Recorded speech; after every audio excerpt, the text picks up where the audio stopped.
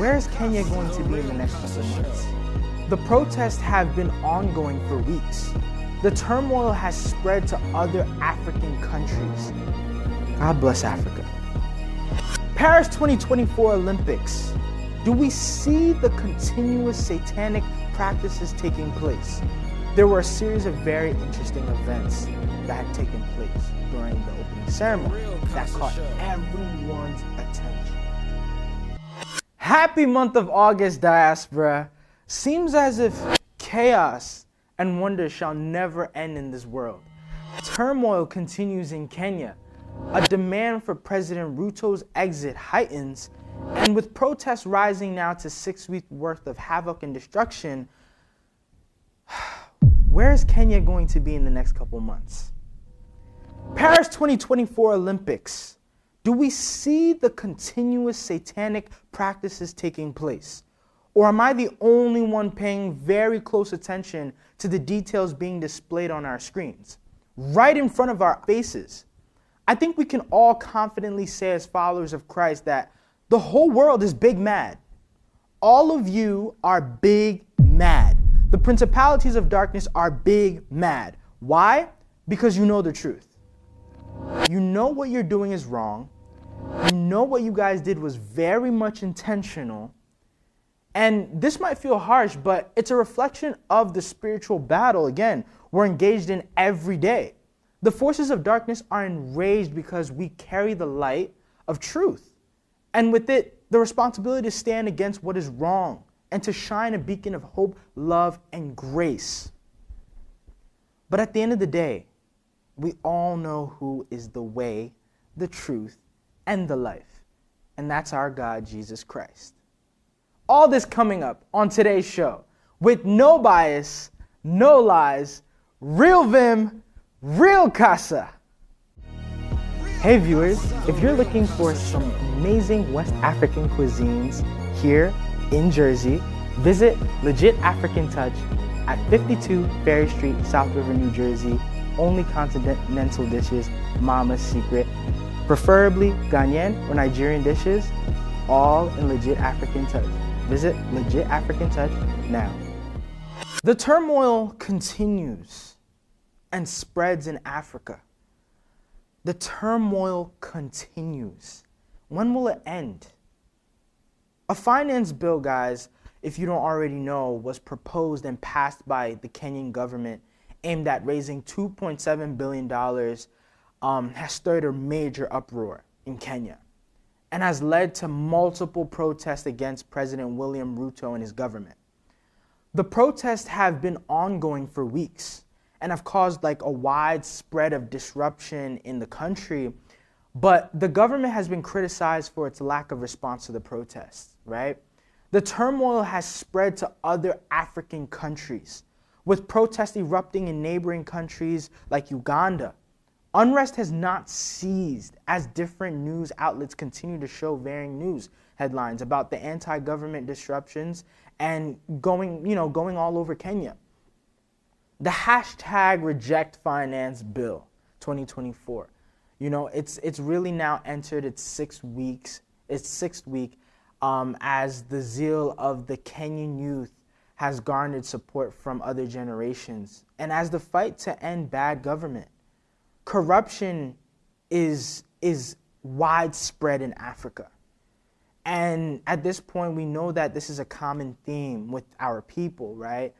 But according to the Kenyan National Commission of Human Rights, more than 50 people have been killed since mid-June, and nearly 700 people have been just detained, with more people going missing each day.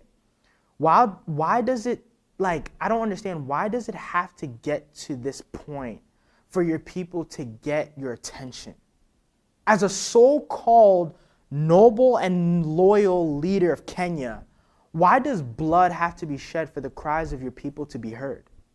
What started as a passionate yet peaceful protest has now been turned into chaos. It's turned into major chaos, which I don't understand. It's taking too long for our leaders now to understand that, look, the youth is in turmoil. The youth is in turmoil. What started as a passionate yet peaceful protest has allegedly been infiltrated by some pro-government politician and has led to an uptick in violence during these trying times. I am praying for Kenya. I am praying for Kenya and for Africa and all the continuous innocent lives being taken so early. Their fight will not be in vain. Their fight will not be in vain. However, GenZ, which the young protesters are wholeheartedly calling themselves, they're owning up to this GenZ image, right, and character, are not backing down from what they want at all. President Ruto has folded under the pressure and has retracted the finance bill and has also gone as far as to sack his entire cabinet since the uproar began.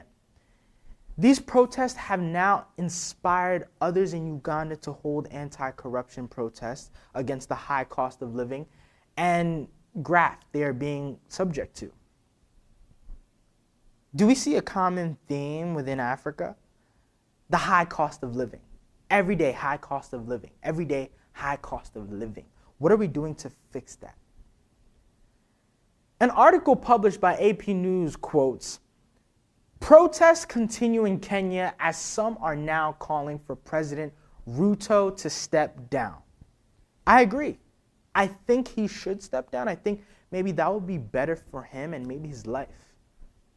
President William Ruto, who came into office with empty promises of addressing these economic challenges, now faces criticism for failing to deliver on his promises, which I think I saw coming.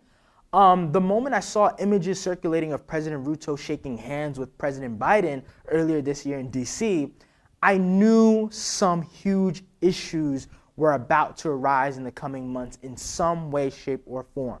Either in Africa, either in the diaspora, something was going to take place. I just didn't know when. It didn't age well at all, though. I turned out to be right. Public discontent has also been fueled by allegations of election irregularities during his time coming into power, as well as accusations of nepotism. If you are unfamiliar with the word nepotism, it means the unfair use of power in order to get jobs or other benefits for your family or friends. President Ruto has basically been caught participating in such acts while also failing to tackle systemic corruption effectively, which is a part of why he's under fire here. The opposition, under leaders like Raila Odinga, which was the former Prime Minister of Kenya, has capitalized on this discontent, mobilizing supporters to demand reforms and accountability from Ruto's administration. Some factions have gone a step further by calling for his resignation, arguing that his leadership has not met the expectations of the electorate and has worsened the socio-economic condition of the country. This is why they want him out. This chaos really underscores a broader issue of governance and citizen trust in Kenya's political leadership. It's not looking good for Kenya's leaders. Perhaps Ruto should step down again, making way for younger men and women in power. Young men and women want to truly listen to the voice of the youth, and they want what they want in the country. The protests reflect the urgent need for the government to address economic chaos, ensure transparent governance, and foster an exclusive political environment to restore public confidence. Gen Z is a mighty generation. Despite this generation having some of the most bizarre and peculiar views and flaws it does, this generation is special. For the Kenyan youth to take the step they did in demolishing this finance bill, I know that this is what the rest of the youth across Africa are capable of as well. Another step in the right direction. We expect to see more acts of courage from our people of Africa, praying without bloodshed. Praying without bloodshed. God bless Africa. I believe we have all seen the madness that has taken place on social media in regards to the 2024 Olympic opening ceremony. Before we go into this, I want to mention that if you did not know already, Paris and France in general should have been expected to put on this most flamboyant and LGBTQ visible opening ceremony ever. Anything less probably would have seemed like a betrayal of the pride the French capital takes in being a home to humanity, right? In all its richness, however, the ceremony unavoidably entered a controversial domain. So, if you don't already know, during the second day of the 2024 Olympics taking place in Paris this year, there were a series of very interesting events that had taken place during the opening ceremony that caught everyone's attention. France decided to add a bit of a modern twist to Leonardo's Last Supper painting. During the opening ceremony, there were a segment where the Last Supper, which symbolizes the sacrament of the Holy Communion in the books of Matthew, Mark, Luke, and 1 Corinthians, the Last Supper not only symbolizes the union between Jesus and the body of Christ, but through it they receive grace and forgiveness through participating in Holy Communion. Today, the Olympics decided not to recreate the Last Supper, not only to recreate the Last Supper, but to have drag queens reenact as Jesus and his disciples during the Last Supper. Since the 26th of July, the Olympics have been receiving major backlash and criticism about the Last Supper performance from many people, especially Christians. And the reason that people are angry and upset is because not only of the Last Supper, but because of just what it represents. But it is something sacred to the Christian community, and it is a complete mockery of who Jesus Christ is and what he did. It truly is disrespectful, distasteful, and it goes against everything that Christianity stands for.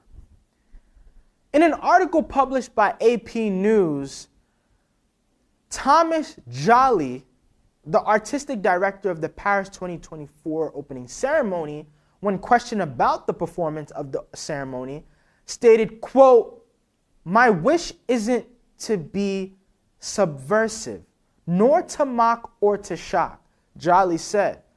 "Most of all, I wanted to send a message of love, a message of inclusion, and not at all to divide." Well, Thomas, you very much mocked and shocked the world. I promise you that. We are the only religion that gets mocked to this level on the world stages.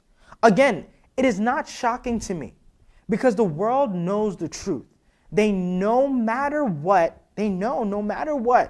how much people try to live in denial, we all know the truth.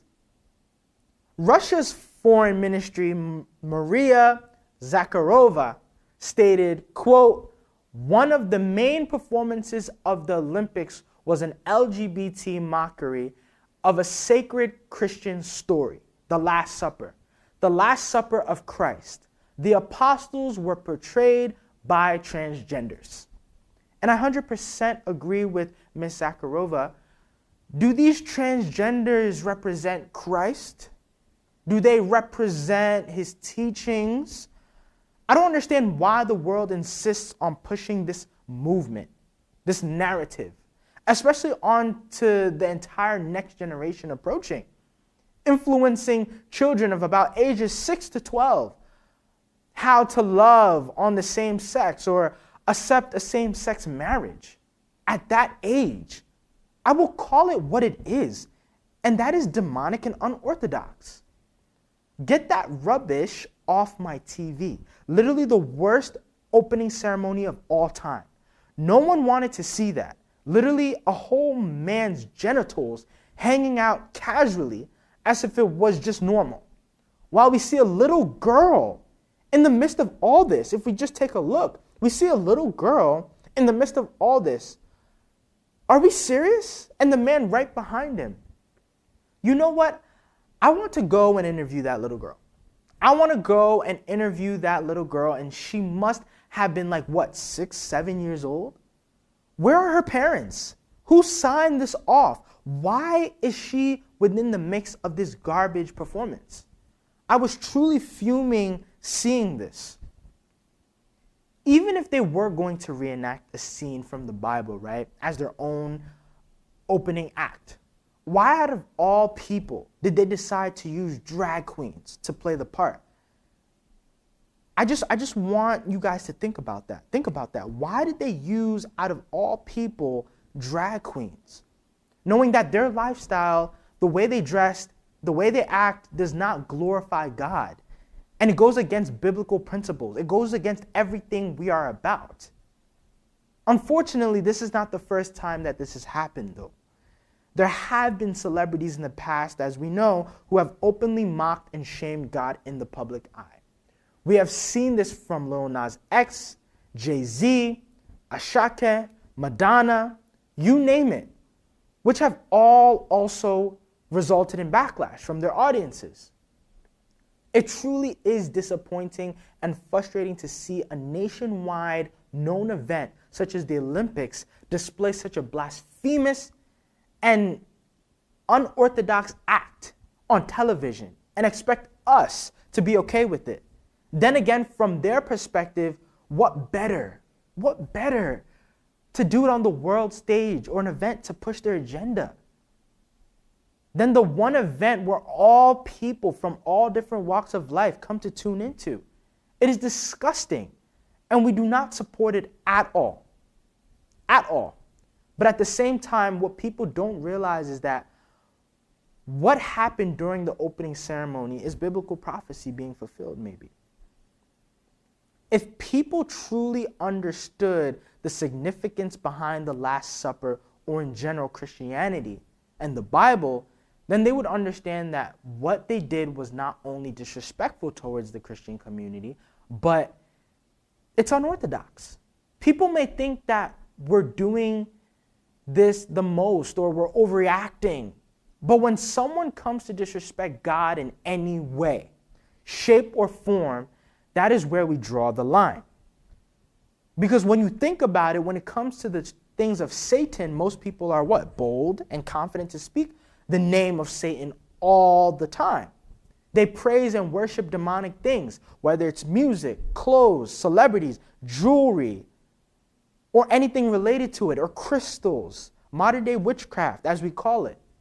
But as soon as you mention the name of God, the name of Yeshua, immediately people want to criticize and bash us because we believe in the Lord. And the one thing that the Bible tells us in Galatians 6:7, that we should not be deceived. God cannot be mocked, and that whatever we sow, we shall surely reap. What this means is that anything we do on this earth, whether good or bad, there will be consequences. Whether we like it or not, whether we think no one is watching or not. And for the Olympics to make a mockery of an event that is sacred to Christians is truly disappointing. Ironically, the day after the Olympics showcased the Last Supper, the city of Paris had a major blackout. We can see it in the footage, a major blackout that was taking place. And the only thing left was a church being lit up. I don't know the significance of this, but it seems to be very, in line. If you mock God, something surely will take place. Consequences will surely take its role. This was right after the opening ceremony. If you think about it, is no coincidence, considering that what has been done, which goes to show that God cannot be mocked. And it's funny because you will see people, including celebrities, making a joke out of Christianity, but if anyone were to dare try to do the same thing with Muslims or Jewish people, just know that it's over. Because they don't play at all when it comes to their religion. It's not that Christians are weak, but we know this is a continuous thing that happens to us because people know the truth. To put it into simpler terms, you come for them, they will most definitely come for you 10 times harder when it comes to the Jewish and Muslim community. So with all due respect, God is not a joke. God is not the one to be messed with. Enough with the mockery. Enough with the nonsense. Enough is enough. But yet again, at the end of the day, we all know who is the way, the truth, and the life. And that's our God, Christ Jesus. Well, ladies and gentlemen, that is all the time we have for today. It was great talking to you, but be blessed, be vigilant, and stay tuned for the next episode on The Real Casa Show. God bless you. What up, viewers of The Real Casa Show? Make sure to follow The Real Casa Show on X, Instagram, YouTube, and TikTok as well. Real Casa Show, Mondays at 9 p.m. always.